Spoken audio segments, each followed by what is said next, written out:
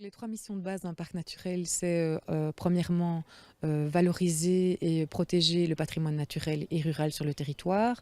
Nous avons des missions en aménagement du territoire et en protection des paysages. Et nous avons, par exemple, nous rendons des avis au niveau de l'urbanisme, concrètement. Et donc, troisièmement, nous devons favoriser le développement local, le développement des secteurs économiques. Voilà. Un parc naturel, c'est un territoire rural Mhm. qui a des paysages remarquables, qui compte pas mal de biodiversité, donc des plantes et des animaux qui ont un grand intérêt à l'échelle de la région wallonne, voire même à l'échelle de l'Europe.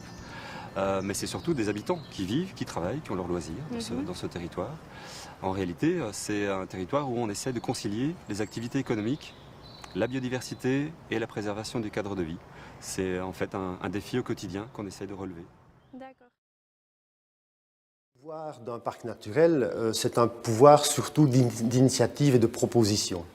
Nous n'avons pas ici le pouvoir de décider quelle sera la politique communale en matière d'environnement ou de tourisme, mais bien de proposer des actions qui vont servir évidemment la politique de développement durable au sein de la commune.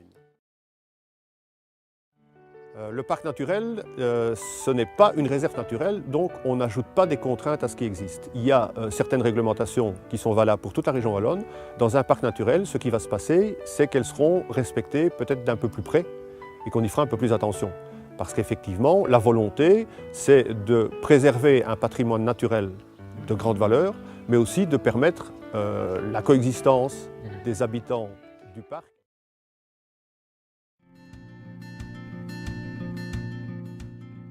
C'est une propriété familiale depuis la fin des années 50 Mhm. et pour ma part, j'en assure la gestion depuis 1986.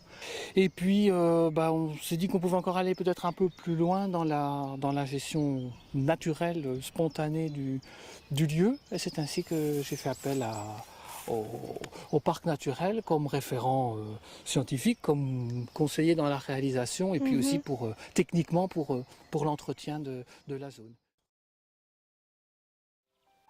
Vraiment, nous avons de la chance ici à Véron-Val d'avoir une maison du parc naturel qui puisse non seulement motiver les gens, mais je veux dire déclencher vraiment une envie d'en savoir plus et de pouvoir avoir envie de respecter cette nature. Je pense que les 150 hectares de déboisement de fond de vallée, c'est un projet important.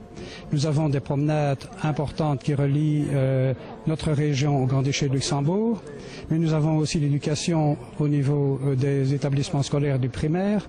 Nous avons également, au point de vue aménagement du territoire, créé une réglementation qui donne un outil aux différents collèges, car nous souhaitons garder à la fois la qualité des paysages, mais à la fois la qualité du bâti ardennais. Toute l'équipe. À l'heure actuelle, l'épeautre d'Ardenne est hybridée. Accompagné par le parc naturel Haute-sur-Forêt d'Anlier, les 4 agriculteurs ont pour objectif futur de créer une gamme de produits, farine et pâtes, à partir d'un épeautre pur. C'est-à-dire non croisé avec le froment. Donc il va falloir regarder en arrière et aller chercher des variétés qui ont été cultivées jusque dans les années 70-80, en partant avec de nouveaux objectifs qui ne seront pas uniquement la rentabilité, parce que c'est clairement des variétés qui sont un petit peu moins rentables, mais qui en termes d'impact pour le consommateur sont nettement plus intéressantes, et aussi en termes de nutrition, parce que on va avoir une épeautre qui est véritable avec toutes les caractéristiques de l'épeautre du Nord, vu que c'est celle qu'on cultive par ici. Ça nous aide énormément au niveau de l'organisation, je veux dire, d'activités au sein de l'école et au niveau des projets. On a mené par exemple un projet au niveau de l'école complète, tout depuis les maternelles jusqu'à la 6e primaire, sur le tri des déchets, où les enfants ont été rendus acteurs et responsables. Donc ils doivent se poser les questions tout d'abord de savoir au sein de l'école où sont les points faibles, où ce qu'on va améliorer. Et ensuite ils ont mis en place eux-mêmes des référentiels pour bien trier les déchets et un suivi, c'est-à-dire aussi les plus grands qui vont vérifier si le tri se fait bien dans toutes les classes. Voilà, donc ça c'est un des aspects où l'enfant est responsable, il est acteur et on espère que par là il sensibilise aussi après quand il retourne chez lui au sein de la famille. Naturel, c'est un territoire qui est reconnu pour ses qualités particulières, que ce soit au niveau nature, paysage, patrimoine, etc. Mais l'objectif, c'est vraiment pas de le mettre sous cloche, c'est en fait d'y mener toute une série de projets concrets dans l'objectif de le développer, mais de manière harmonieuse, à la fois sur les plans économiques, social et bien sûr environnemental.